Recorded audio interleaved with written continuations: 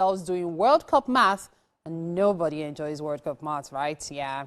But Belgium's biggest story this week hasn't been on the pitch. It's been Jeremy Doku, the Manchester City winger, found himself at the center of a social media storm after revealing he'll be willing to leave the World Cup to be present for the birth of his first child. Now, some fans called it unthinkable. Others called it admirable. And social media did what social media does best: turned a personal life decision into a global VAR review. Phew. And honestly, isn't that the modern World Cup, if you ask me? 1 minute we are debating tactics, the next we are debating parenting, and God knows what next. Football used to ask, can he do it on a cold night in Stoke? Now it's asking, can he make kickoff and the delivery room? Well, it's all about priorities, yeah. Love for country and love for family. You really shouldn't have to choose those, since family is supposed to come first, right? Or maybe not when millions of fans depend on you. Well, tonight we'll break down the latest results, the biggest talking points, and why this World Cup is proving that sometimes the most fascinating battles happen far away from the penalty box. This is Beyond the Game. Let's get into it.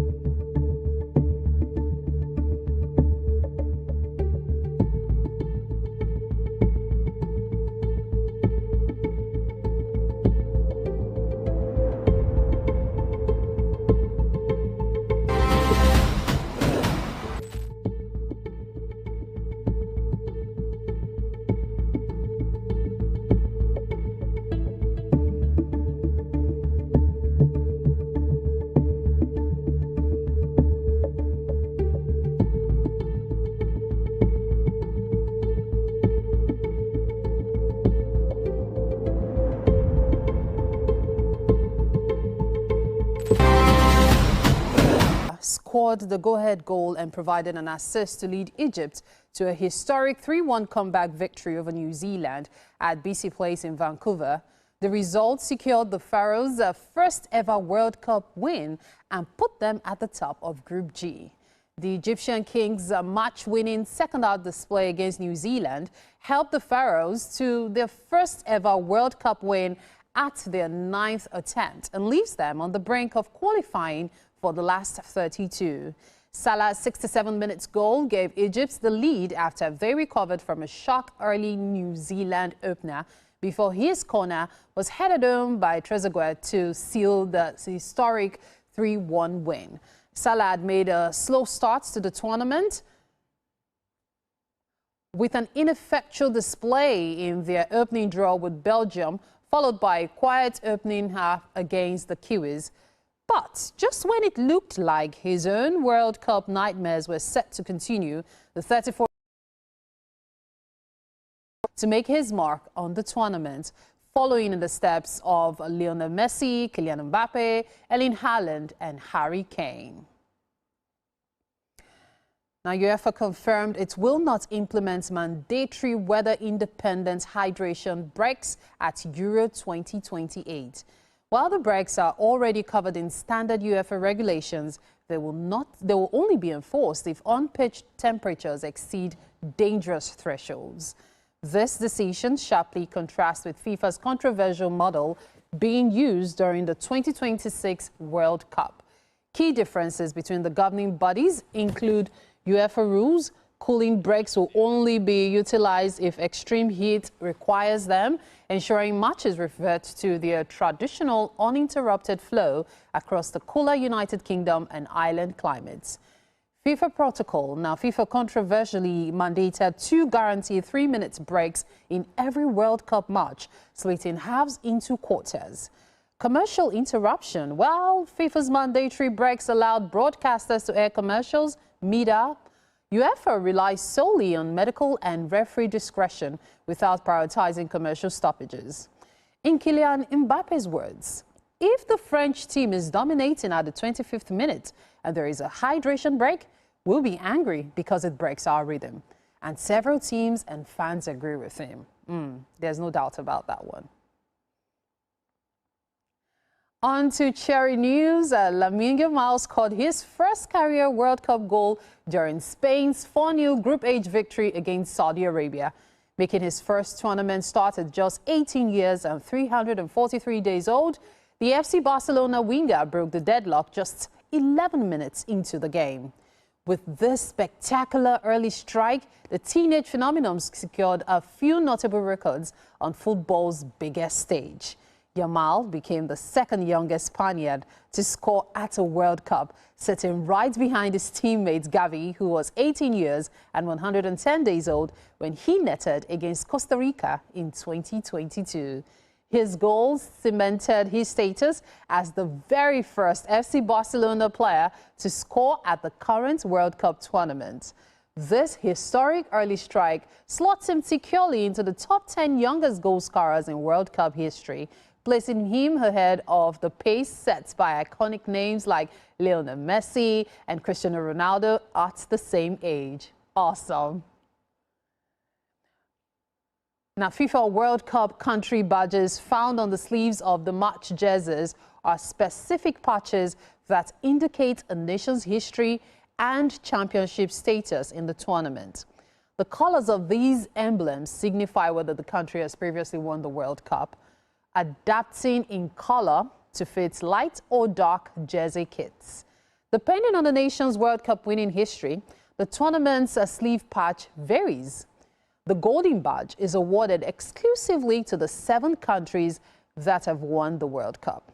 These teams are Brazil, Germany, Argentina, France, Uruguay, Spain, and England.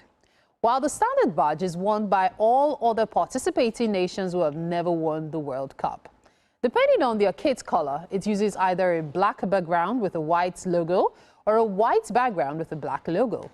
FIFA expanded the badge system at the World Cup to also celebrate individual achievements and player milestones. The Legacy Badge is awarded to players participating in their 5th or more FIFA World Cup. Only an elite group of veterans qualify, such as Lionel Messi, Cristiano Ronaldo, and Luka Modric. Now, while the debut badge is won by players who are making their very first appearance at a World Cup, don't you just love this latest edition? Yes, giving honor to the participating country, yet showing respect to players of repute. Cool stuff, I tell you. Now, Harry Maguire, this one is mind-blowing. Harry Maguire handed out stickers, met fans in New York despite World Cup snub. Manchester United defender Harry Maguire has joined in with the World Cup spirit despite being left out of England manager Thomas Tuchel's squad by attending fan events and giving out sticker albums to adoring fans in New York City. Maguire had previously admitted he was shocked and gutted to have been overlooked by the England boss, yet remained positive and headed stateside to support the team, engage with fans, and join Gary Lineker on his podcast, The Rest is Football. The 33-year-old was spotted dishing out Panini stickers at the Rockefeller Center before heading to a United-themed fan bar near Times Square for a meet and greet, as well as a question and answer session. Even I initially doubted it was him. You know, I thought it was a lookalike or something. My goodness. Fancy meeting your idol that way and cry up. Wow. All righty. At this point, we'll just take a quick break. You are watching Beyond the Game. Stay with us. We'll be right back.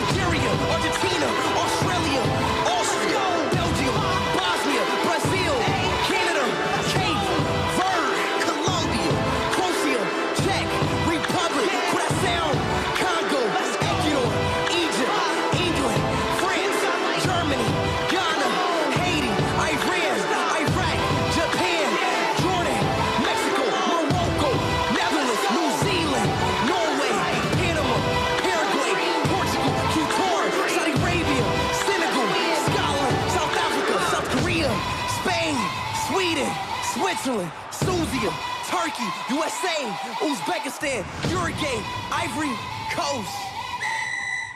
Let's play football.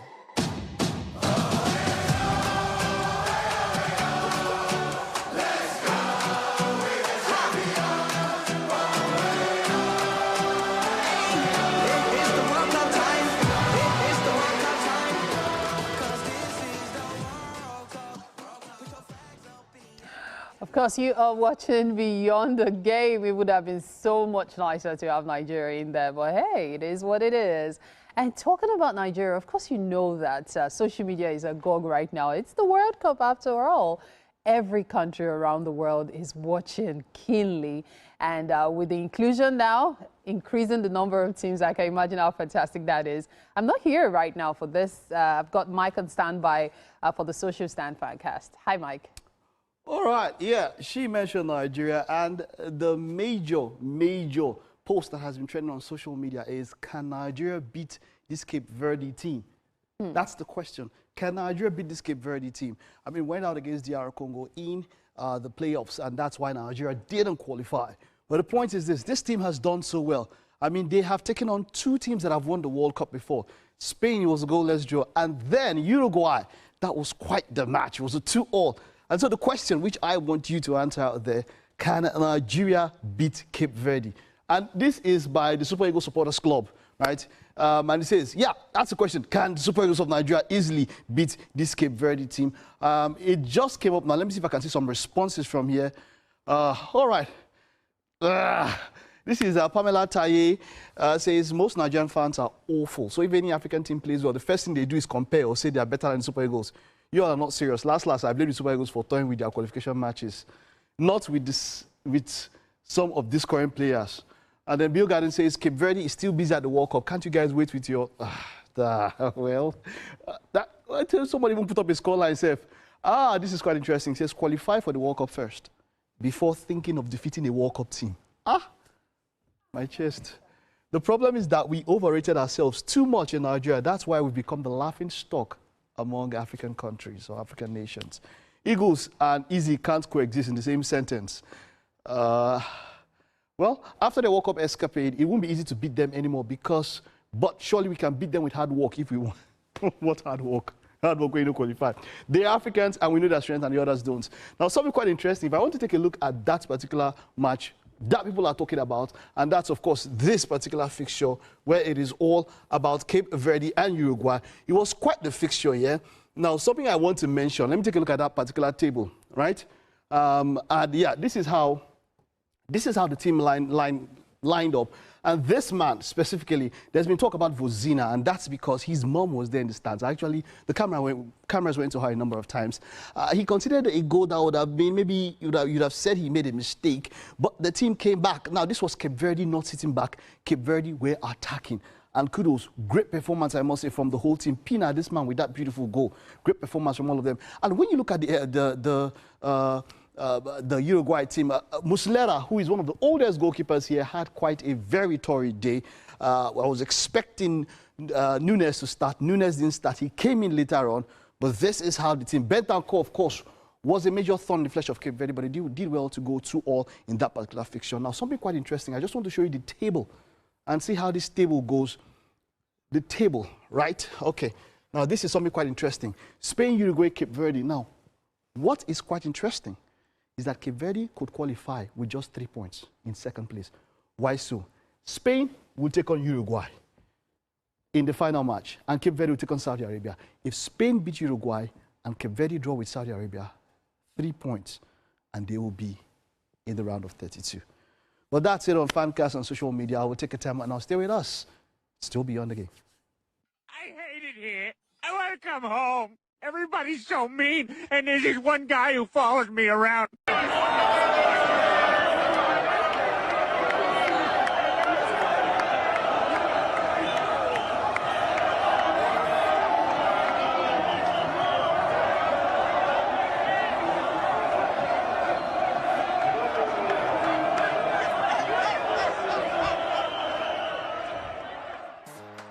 Watching beyond the game, and it's time for us to have a conversation. The backlash surrounding Jeremy Doku centers on his plan to leave Belgium's World Cup squad to attend the birth of his first child. While fans have largely supported the player's family's first decision, a French sports journalist, France Piron, faced severe public criticism after she publicly slammed Doku. The situation blew up after Doku revealed his partner's due date lands in the second week of July, which coincides with the quarterfinal stages of the World Cup. The forward stated he would definitely want to be there for the birth. And so, I'm wondering, what's your take on that?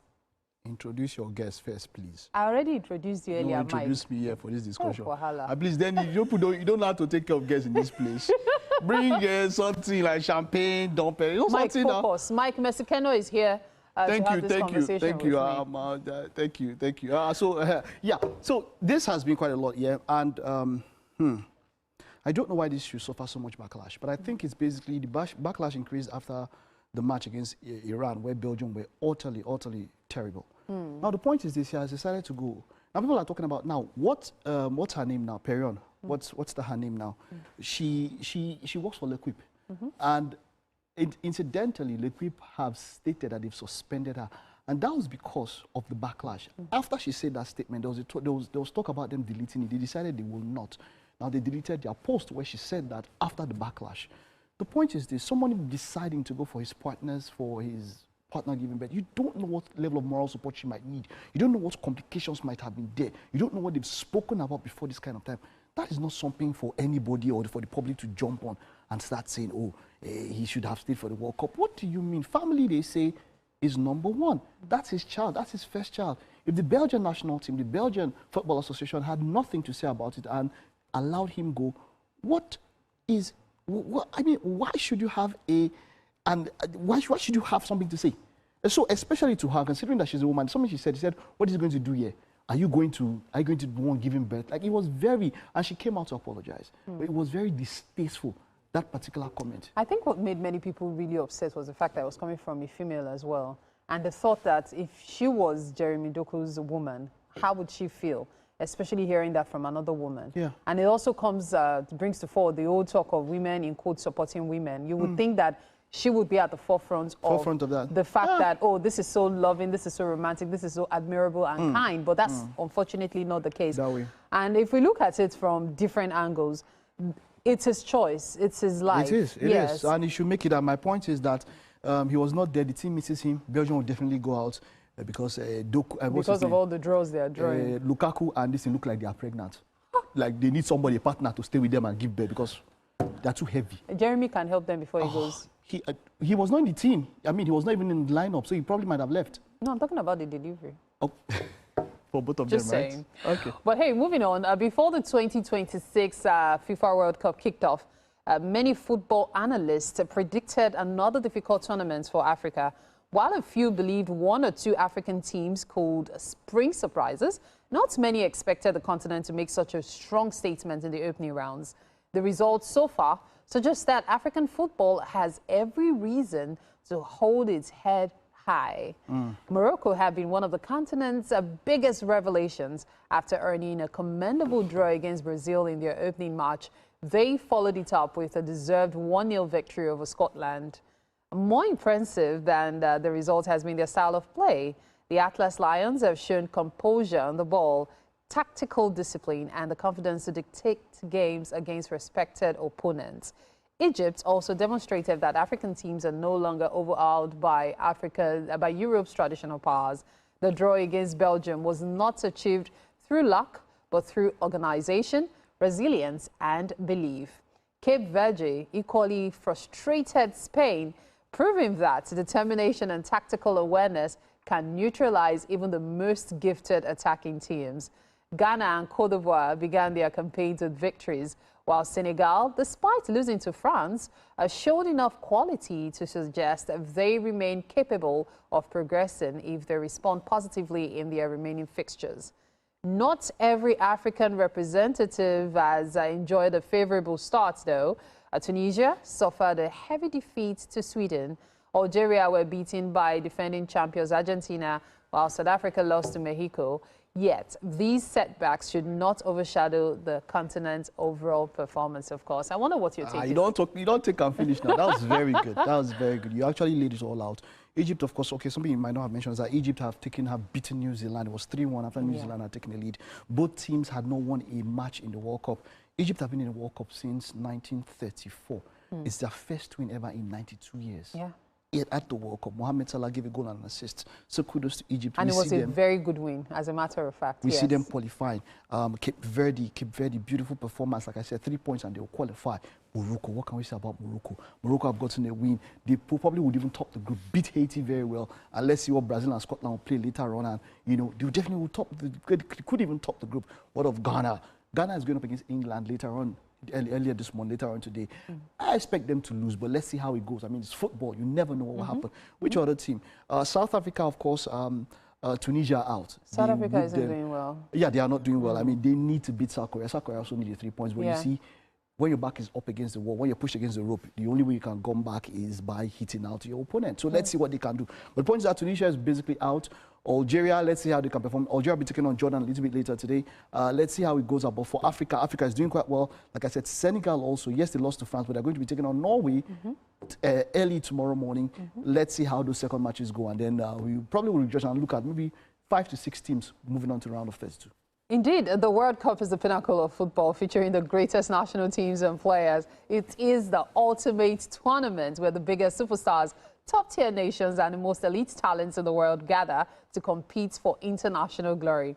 So, is this World Cup for the big boys? We have seen most of the top talents at the World Cup show up at the biggest stage as they have put in the goals when it matters.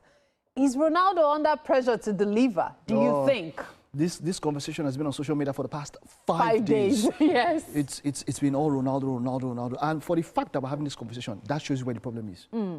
For the fact that we're having this conversation, if we start, we will not get done with this program. The point is, for the fact that people are having a conversation and the team is not behind him, that just lets you know. Look at how Tuchel picked the English team. He said that I want team spirit as number one. There's no team spirit there. I'll never escape up online and say, look, Ronaldo is just like any one of us, which is actually true. But the time when he said it and how he said it might make it seem like, oh, there is some sort of issues within the team. Look at Bruno Fernandes. Look at all that is going on. It was a terrible performance. Forget that Congo DR. Congo DR did very well. But Portugal, only one shot on target in the whole match. We're probably the best midfield in the world. You're talking about PSG behind them. Vitinha, Bernardo Silva in front. Bruno Fernandes, best player in the EPL and all of that. So what do you think? I would say that for the fact of having that conversation means that something definitely is wrong and something should be done. Yeah, something is fundamentally wrong in the room there. Okay, so now let's talk about the fixtures coming up. Argentina versus Austria. We have France versus Iraq, Norway versus Senegal, Jordan versus Algeria. Remember, we are in a good mood. And if you can get the match results and the goal scorers correctly, you stand the chance to win 50,000 naira. So get your predictions on. Use the hashtag Beyond the Game on TVCE. We're looking forward to your comments on that one. 50,000 naira could be yours. You almost want to talk about hashtag. You got me. But yeah, just very fast here. Africa, if we can just take a look at the fixtures again. It's a big date for Africa. Senegal is going to be playing today. Algeria is going to be playing today. So France, it's very big. Senegal they can't beat Norway. If you can look at it there. Senegal will be playing Norway and Algeria will be playing Jordan. Senegal have to beat Norway. If they lose today, it's out for them. Yeah, absolutely. You don't go. Are you dancing to the tune already? Hey, don't go. Well, thank you so much for watching Beyond the Game today. It's been quite an interesting time entertaining you. We'll bring you more on Thursday. Looking forward to that already. At this point, it's ciao. Ciao. Every nation all around us, singing forever young, singing songs underneath the sun. Let's rejoice in the beautiful game, and together at the end of the day, we all say, when I get older, I will be stronger. They'll call me freedom, just like a waving flag. I get older, I will be stronger. They'll call me freedom. Following is a paid presentation by ShopX TV. Are you ready for a clearance sale deal that will change your kitchen forever? Introducing the CookX 10-in-1 Air Fryer Oven, a powerful 12-liter oven that provides 75% more cooking space than traditional air fryers. Stay tuned to learn about the amazing free bonus items included with the CookX Air Fryer Oven. Say goodbye to greasy, unhealthy food and hello to nutritious, delicious meals. And here's the best part. This revolutionary kitchen appliance isn't just an air fryer. It's also an oven, dehydrated